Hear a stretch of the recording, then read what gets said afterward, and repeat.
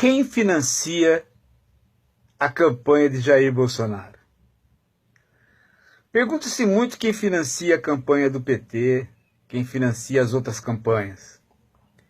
Mas não se pergunta quem financia a campanha de Jair Bolsonaro. A impressão que se tem é que Jair Bolsonaro é financiado pelos seus fãs. Sabe quando é que as pessoas individuais no Brasil colaboram com campanha? Isso aqui não é Estados Unidos. As pessoas não vão lá, põem o seu chequinho de 10 reais no chapeuzinho dos candidatos. Aqui, as campanhas são feitas por empresas, por gente muito rica, que troca favores com os candidatos claramente. E no caso do Jair Bolsonaro, há um agravante aí. Porque a questão que aparece na imprensa, e é por conta dele próprio, é que ele é um candidato de caráter fascista moral. Então toda a discussão, né, moral vai na frente, toma conta do cenário político.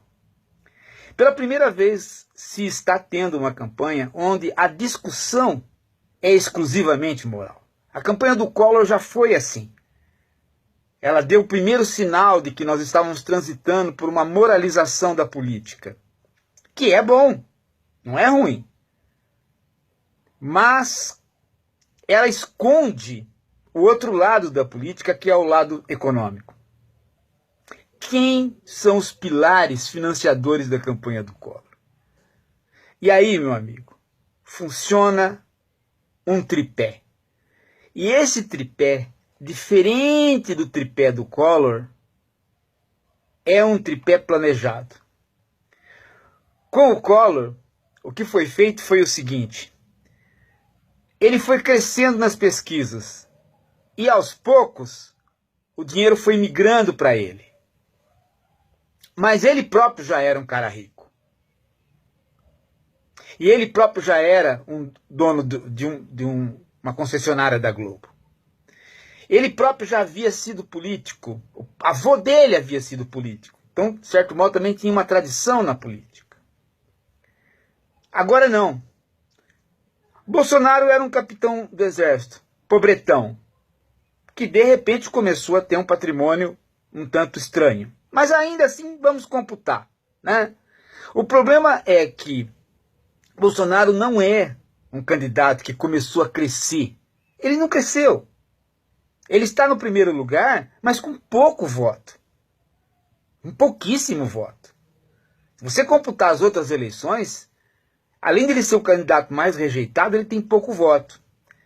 Então quem é que está realmente fazendo essa campanha de modo a tornar um completo imbecil um candidato semi-viável? O problema é que nós não olhamos para quem está no palanque. Ou no palanque diretamente, ou no palanque indiretamente. Essa discussão está completamente abafada pela discussão moral, ético-política, no sentido moral da palavra. Não é, nem mais da ética política, mas no sentido moral mesmo, porque o Bolsonaro, ele vai para o campo, né, digamos assim, né, da ofensa em relação a grupos sociais. Então quem é? Por que ele ficou tão preocupado com a fala do Mourão? Do 13º salário. Ah, porque ele perde voto. Meu Deus do céu! Ele sempre foi contra direitos trabalhistas. Muito trabalhador vota nele sabendo que ele pode perder os direitos trabalhistas. A questão moral ganha o sujeito. E ele esquece da questão econômica. Mas ele ficou preocupado com o Mourão porque o Mourão revelou a base econômica da campanha dele, porque o Mourão estava falando para um grupo de empresários. E aí o Mourão quis agradar esse grupo de empresários com razão, porque dali vem o dinheiro. E quais são esses grupos. Primeiro grupo, o grupo da mineração. O grupo da mineração é um grupo forte, grande e com vínculos internacionais. O que se quer é pegar a terra indígena para mineração. 2. O grupo da bala, da indústria armamentista, associado ao grupo dos ruralistas, que também quer fazer com que o governo, deixe o barco correr em relação à legislação ruralista. Perdoar dívidas, deixar armar a população do campo, a população de patrões do campo, tirar as leis ecológicas. Terceiro grupo econômico, os pastores. Igreja é lugar, já provado no Brasil, de lavagem de dinheiro, com associação muitas vezes ao tráfico e aos políticos. Eis aí o outro lobby de gente com grana, com muita grana, que está apostando no Bolsonaro diretamente. Esses três grupos têm vínculos internacionais. Esses três grupos não fazem parte da chamada burguesia industrial ou da burguesia bancária, senão indiretamente. Então, por incrível que pareça,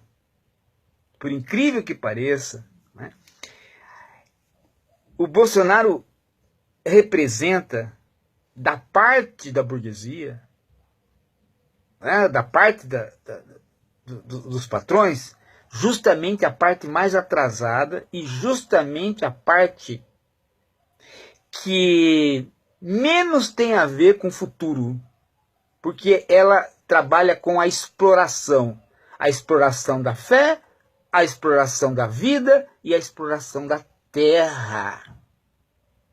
Minério da terra, a vida das armas, a fé popular pela religião. Esses três grupos são as forças que estão unidas com Bolsonaro. E é esses três grupos, é essa força unificada, que não é tão unificada assim, por isso há os conflitos internos no bunker do Bolsonaro, que quer o comando do país. Nunca, gente, nunca forças tão retrógradas se agruparam com possibilidade de fazer um candidato. Elas sempre foram na rabeira. Então, às vezes essas forças iam na rabeira da Fiesp, iam na rabeira dos banqueiros. Agora não. Agora elas se desprenderam das forças urbanas e estão com o próprio candidato. E deu sorte desse candidato, olha só, deu sorte desse candidato, pegar,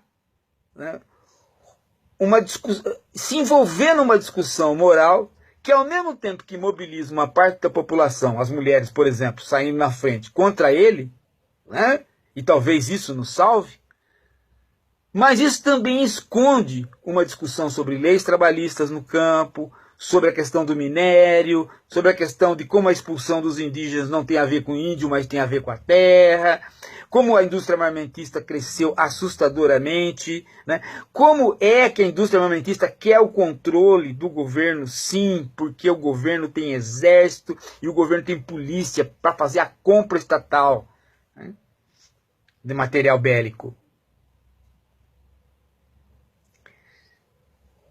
Se a gente prestar atenção nisso, nós vamos ver que a disputa dessa eleição não está entre corrupção e não corrupção.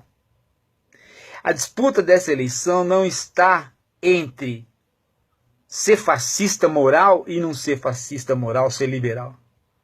A disputa dessa eleição está entre grupos que aceitam um Brasil capitalista moderno e grupos que representam um capitalismo totalmente predatório, arcaico e que precisa, inclusive de conviver com leis escravistas.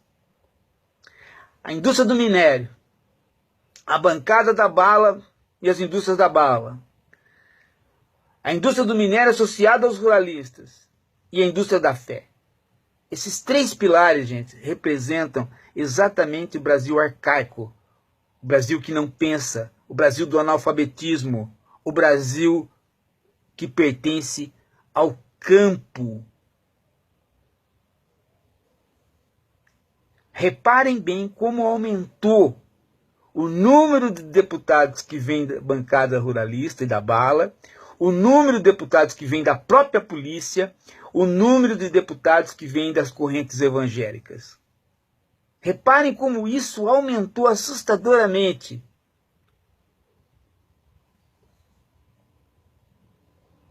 E reparem também, gente, como que não há possibilidade de campanha nacional sem dinheiro. E esse dinheiro está vindo desses grupos. A disputa entre o Brasil arcaico e o Brasil moderno, dentro do capitalismo e da democracia liberal, é o que está em jogo. Se o Bolsonaro ganhar, ele vai ter uma bancada desses três pilares. E ele vai levar este país para um grau de violência no campo, para um grau de deterioração ecológica que nós vamos demorar muitas gerações depois para recuperar, se é que vamos recuperar. Presta atenção nisso.